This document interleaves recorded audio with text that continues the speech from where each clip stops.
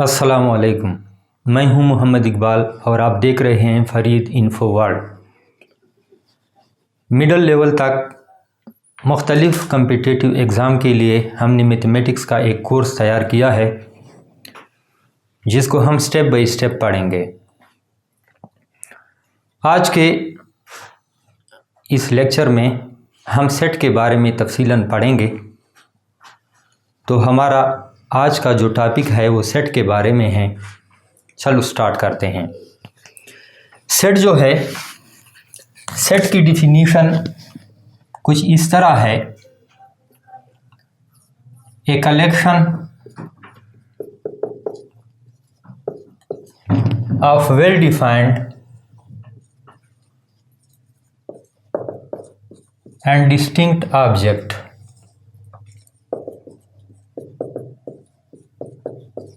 is called set।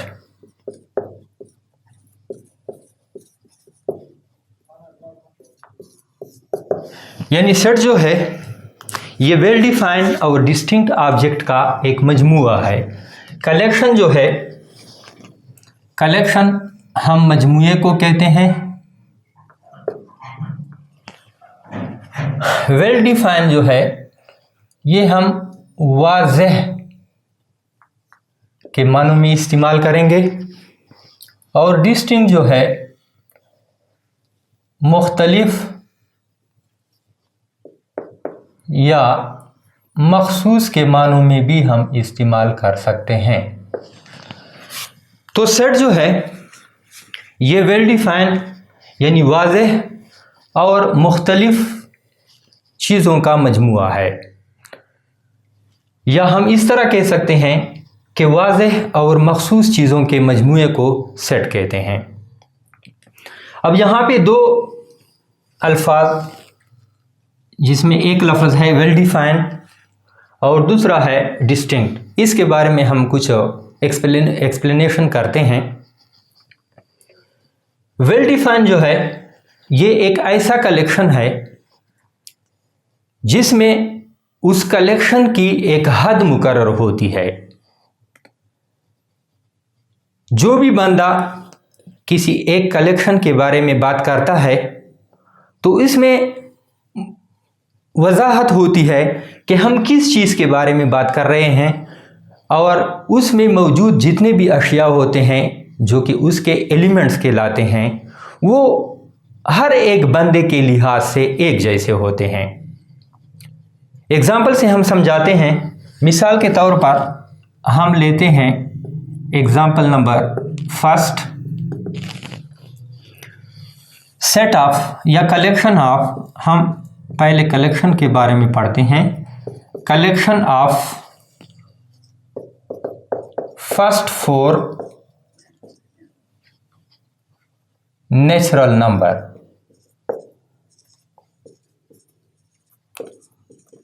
तो यहाँ पे जो एग्जाम्पल मैंने दी है फर्स्ट 4 नेचुरल नंबर, इसका मजमुआ।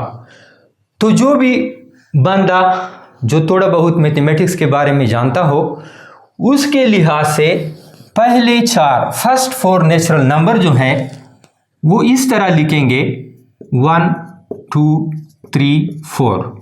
यानी ये जो कलेक्शन है ये वाज़ेह है, इसमें कोई भी मुतनाज़े चीज़ नहीं है। जो भी बंदा collection of first 4 natural number लिखेगा तो वो 1 2 3 4 लिखेगा। दूसरे एग्जाम्पल से हम समझने की कोशिश करते हैं। फर्ज करें मैंने एक एग्जाम्पल लिया टेस्टी फूड। टेस्टी फूड, अब ये जो है एक कलेक्शन हम बनाएंगे टेस्टी फूड का। लेकिन आप सोचें कि एक बंदा है, वो कहता है कि बर्गर जो है, बर्गर एक टेस्टी फूड है। एक दूसरा बंदा है, वो कहता है कि पिज़्ज़ा जो है ये टेस्टी फूड है। मैं कहता हूँ कि समोसा जो है ये एक टेस्टी फूड है। मतलब ये कलेक्शन हम बनाते हैं, लेकिन ये कलेक्शन वेल डिफाइंड नहीं है। एक बंदे के लिहाज से इसमें से कोई एक, दो या तीन या तीनों जो मैंने यहाँ पे लिखे हैं ये उसके पसंदीदा यानी टेस्टी फूड हो सकते हैं, लेकिन कुछ बंदे ऐसे भी होंगे जिसके इसमें से कोई एक या ये सारे उसके पसंदीदा नहीं हो सकते। ये जो मैंने एग्जांपल दिया है टेस्टी फूड, तो ये वेल डिफाइंड नहीं है।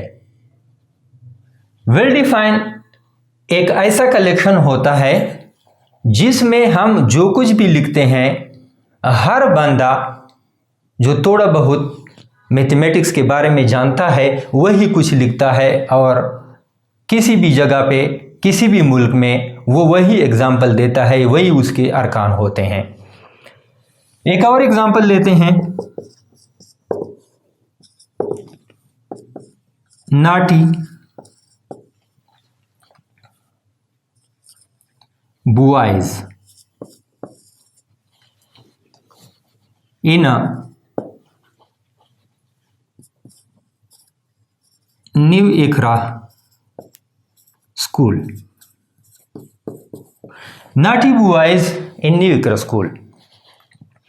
अब नाटी बॉयज जो है, एक टीचर है, वो कहता है कि फलाना लड़का या आमिर या अमजद वगैरह ये नाटी है, जबकि एक दूसरा टीचर है, उसके लिहाज से कुछ दूसरे स्टूडेंट्स हैं जिसको वो नाटी का नाम देते हैं। मतलब ये जो नाटी स्टूडेंट का कलेक्शन है ये वेल डिफाइन नहीं है। कोई एक टीचर जिन लड़कों के नाम लिखेगा, कोई दूसरा टीचर वो उस कलेक्शन से निकाल लेगा उस लड़कों को और किसी और लड़के का नाम इसमें शामिल करेगा। तो इस लिहाज से ये कलेक्शन भी वेल डिफाइन नहीं है। एक और एग्जांपल मैं लेता हूं,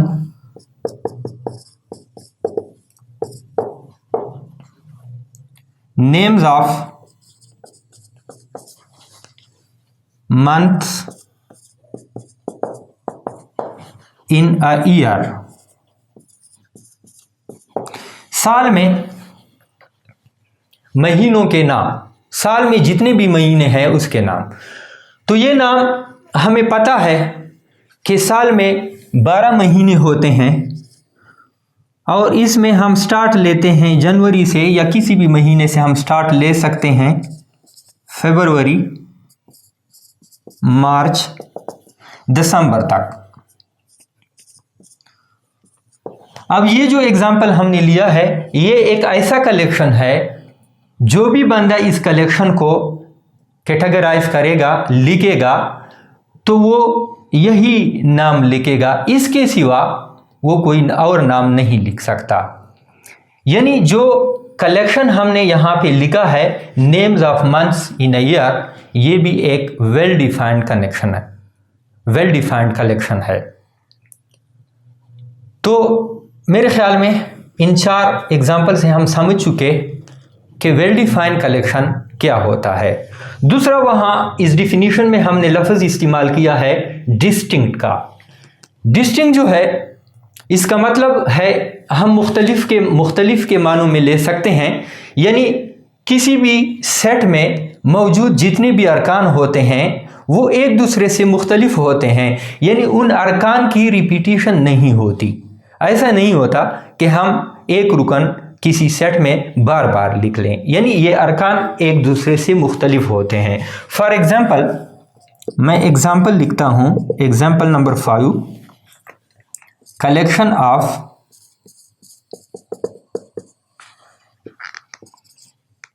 लेटर्स इन द वर्ड बनाना।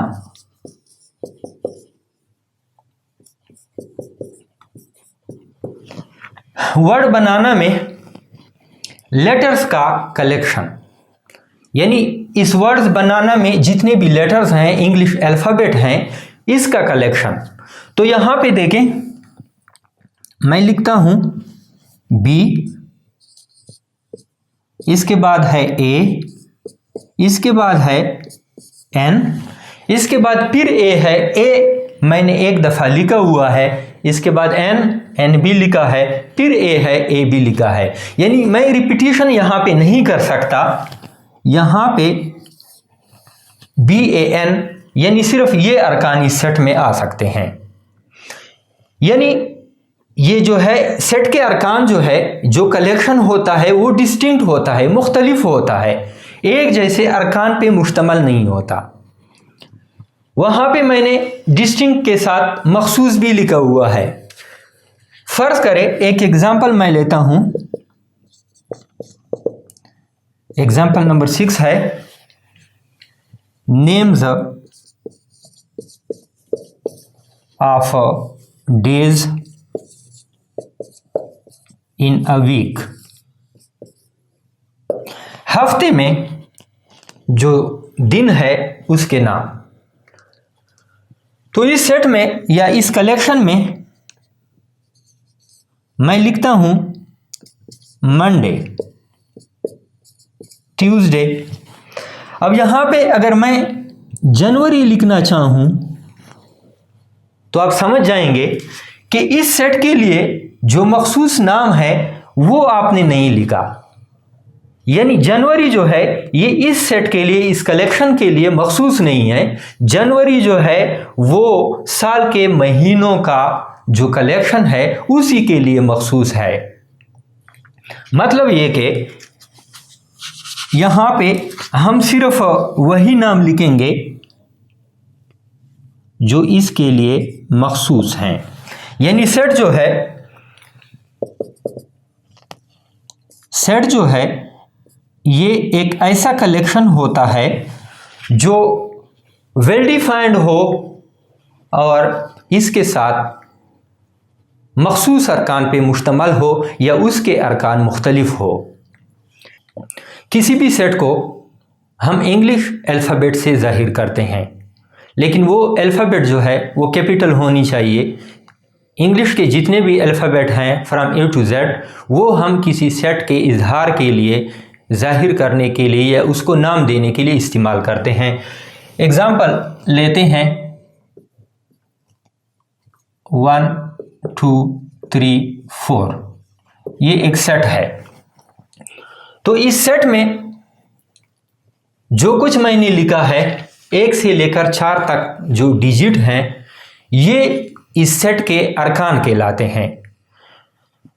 अरकान या रुकन के लिए जो सिंबल इस्तेमाल होता है वो इस तरह का सिंबल है। इसका मतलब है इज अ एलिमेंट ऑफ, या हम इसको इस तरह भी कह सकते हैं बिलोंग्स टू।